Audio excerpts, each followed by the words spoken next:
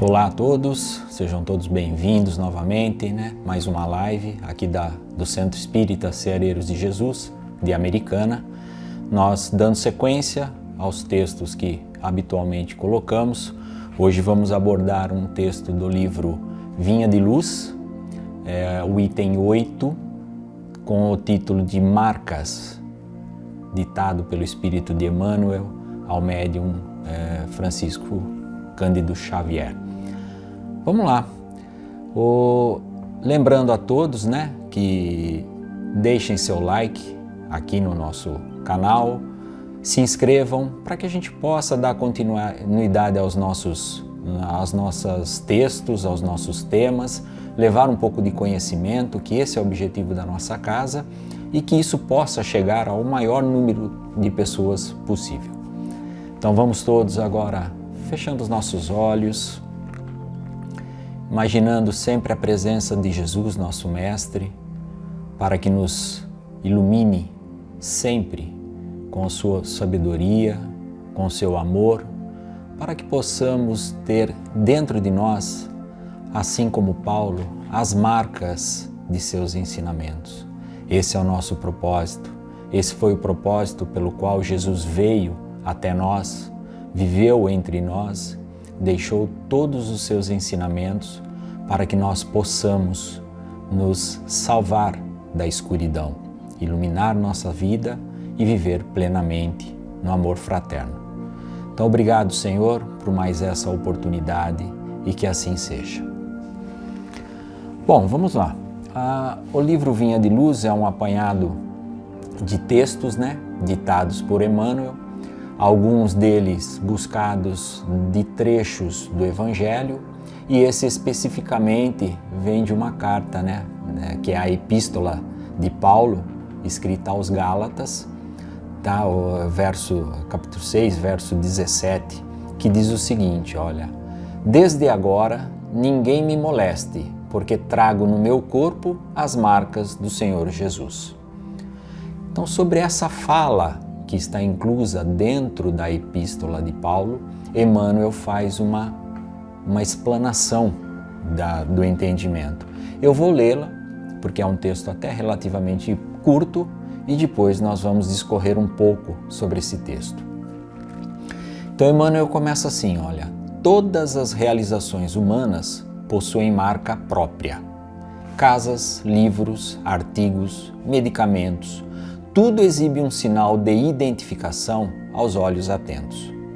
Se medida semelhante é aproveitada na lei de uso dos objetos transitórios, não se poderia subtrair o mesmo princípio na catalogação de tudo que se refira à vida eterna. Então, Emmanuel já começa a apontar aonde que ele vai seguir.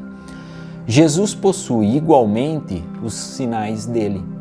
Todos nós reconhecemos em Jesus alguns sinais, tantos os externos visíveis como aqueles internos, aqueles sinais de moralidade.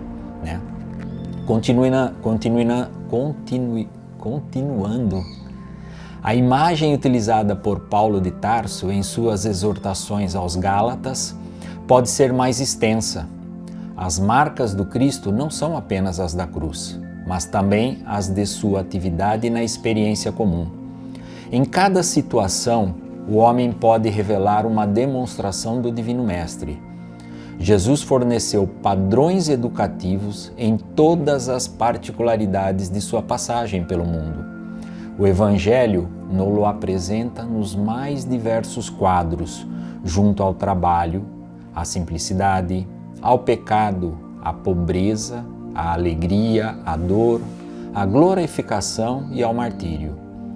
Sua atitude em cada posição da vida assinalou um traço novo de conduta para os aprendizes. Todos os dias, portanto, o discípulo pode encontrar recursos de salientar suas ações mais comuns com os registros de Jesus. Então, quando termine cada dia, passe em revista as pequeninas experiências que partilhaste na estrada vulgar. Observa os sinais com que assinalaste os teus atos. recordando que a marca do Cristo é fundamentalmente aquela do sacrifício de si mesmo para o bem de todos. Esse é o texto que Emmanuel deixa para a gente, né, sobre essa passagem que Paulo colocou na Epístola aos Gálatas. Então, começando, o Gálatas aqui, ele se atribui a um povo celta da antiga região da Galácia. Ela ficava situada lá antigamente, era o norte da Ásia Média, atualmente é onde se situa a região da Turquia. Ali havia um povoado, tá? Esse povoado, ele tinha toda uma estrutura, uma cultura religiosa, e foi lá que Paulo começou a implementar a igreja cristã, tá? O cristianismo, bem dizer, né?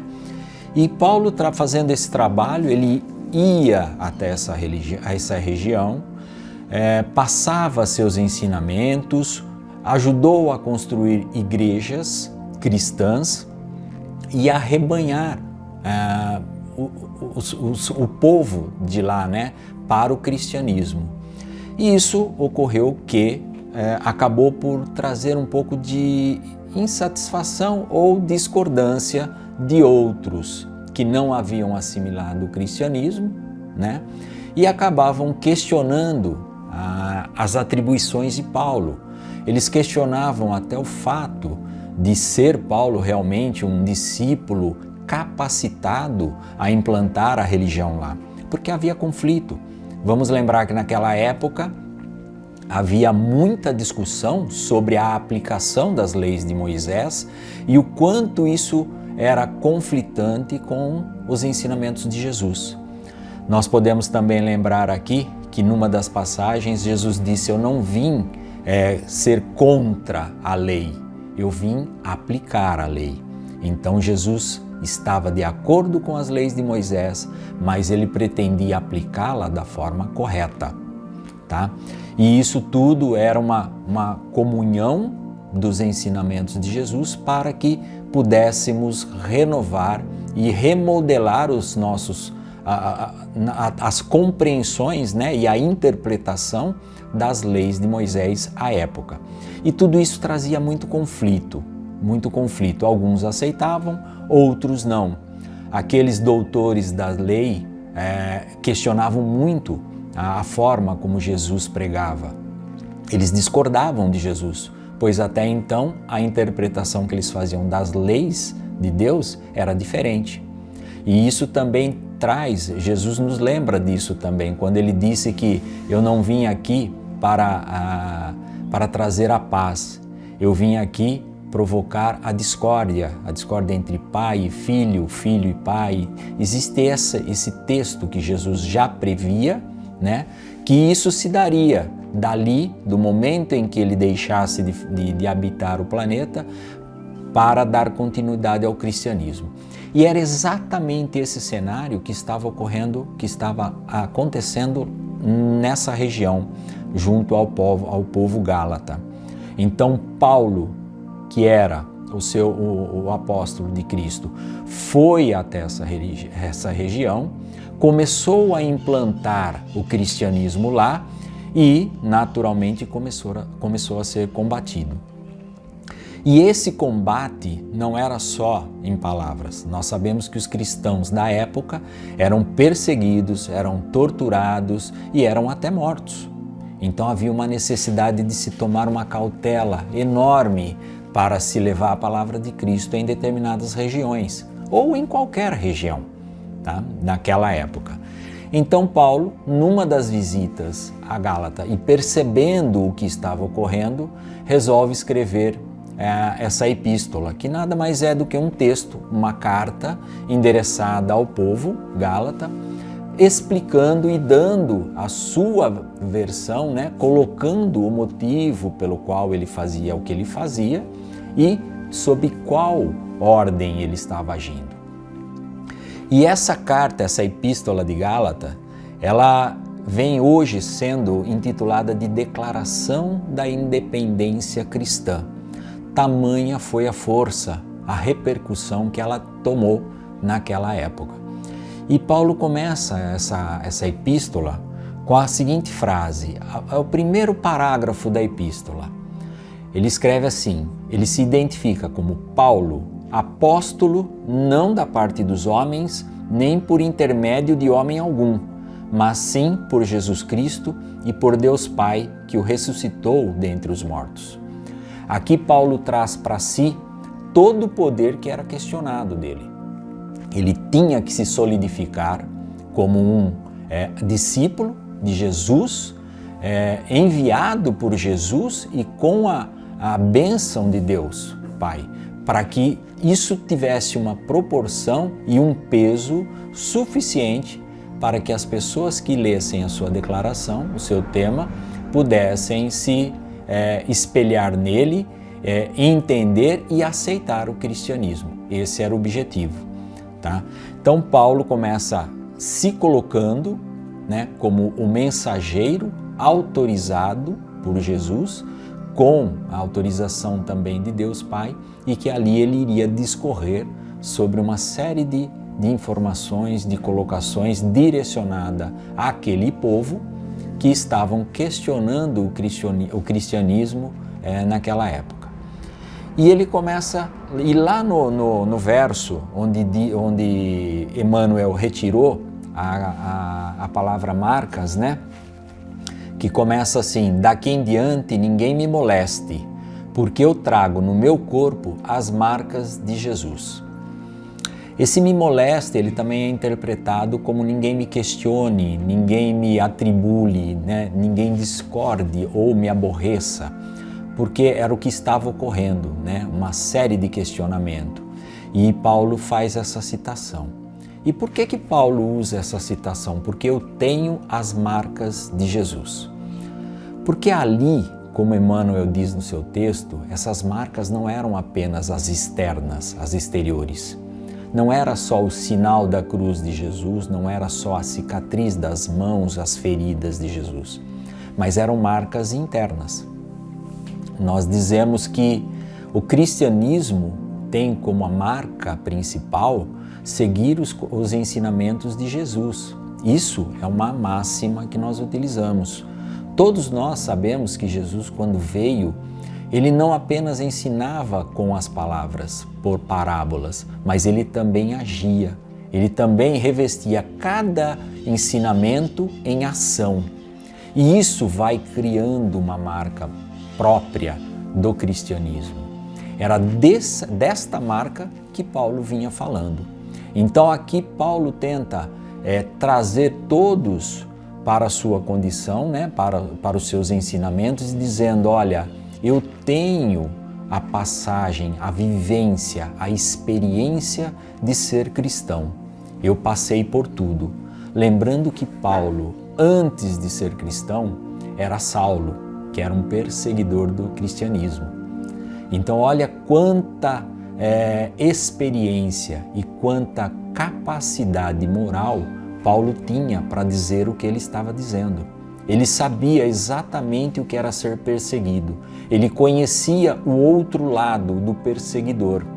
E ele tinha autoridade o suficiente para dizer isso a todos. Que ele havia sim inserido dentro dele as marcas de Jesus.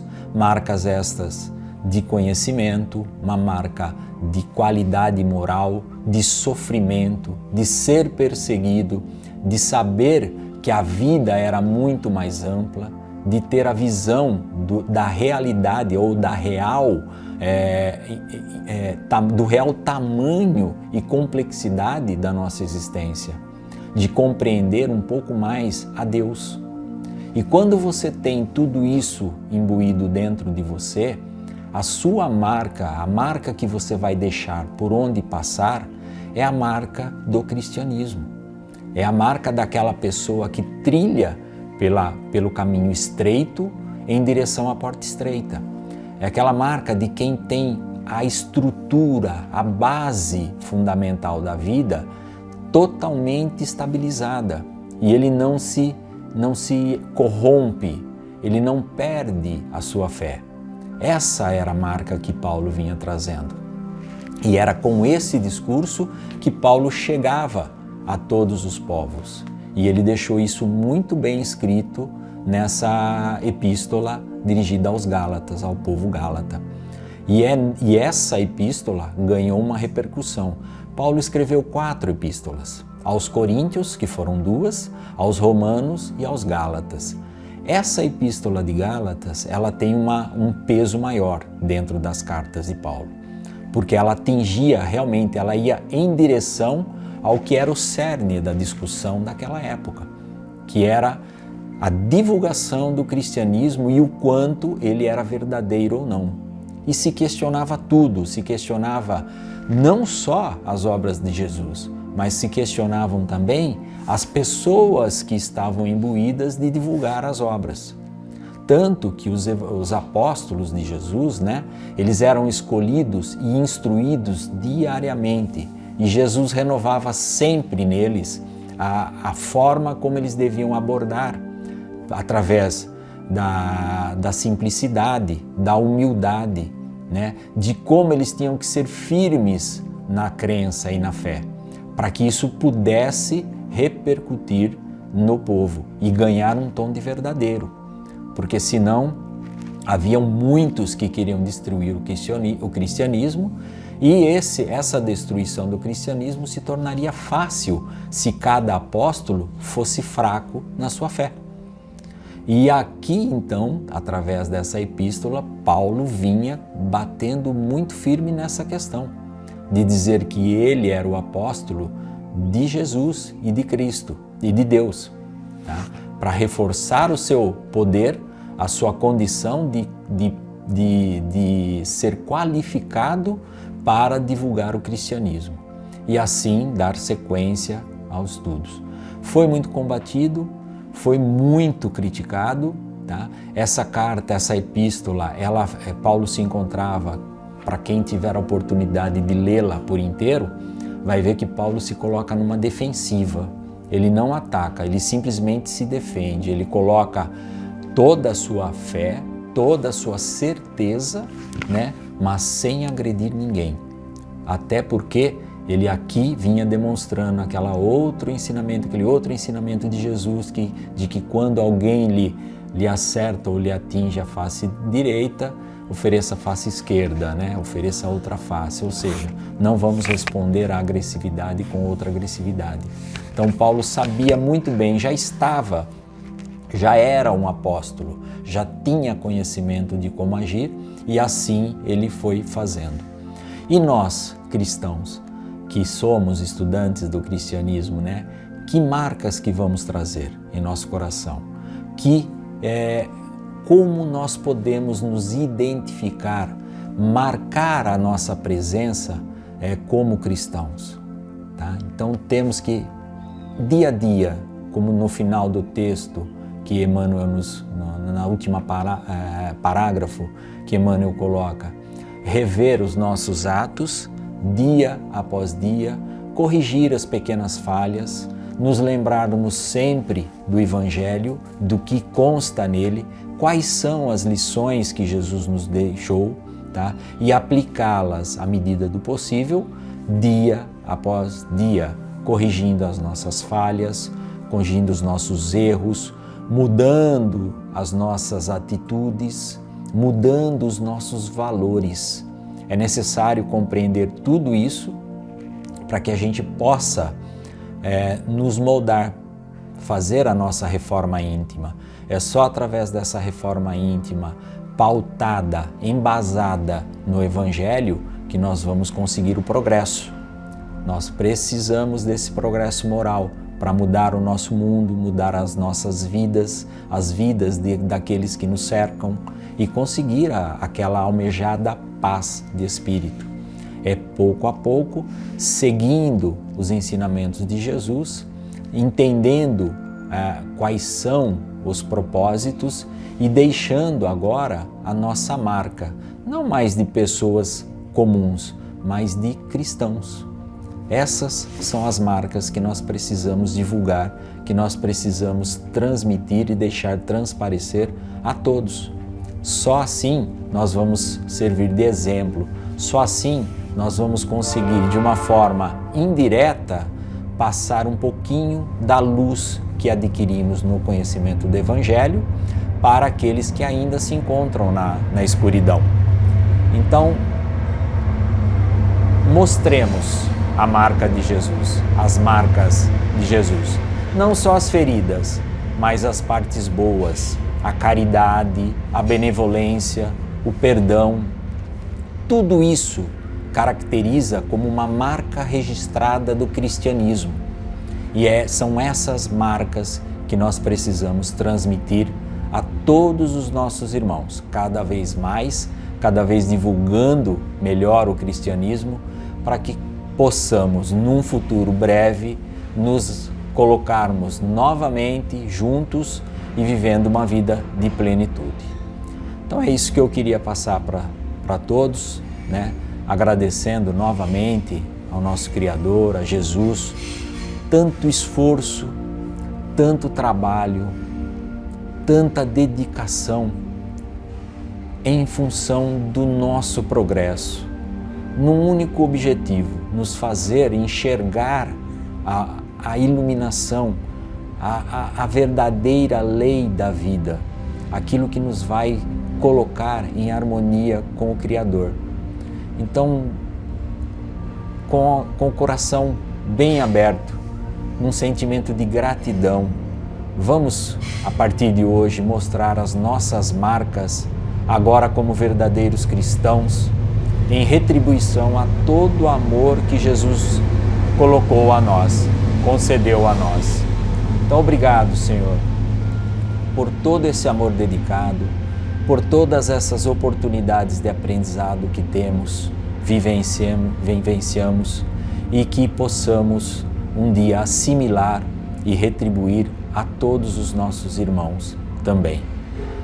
Obrigado, Senhor, por todas as oportunidades e que assim seja.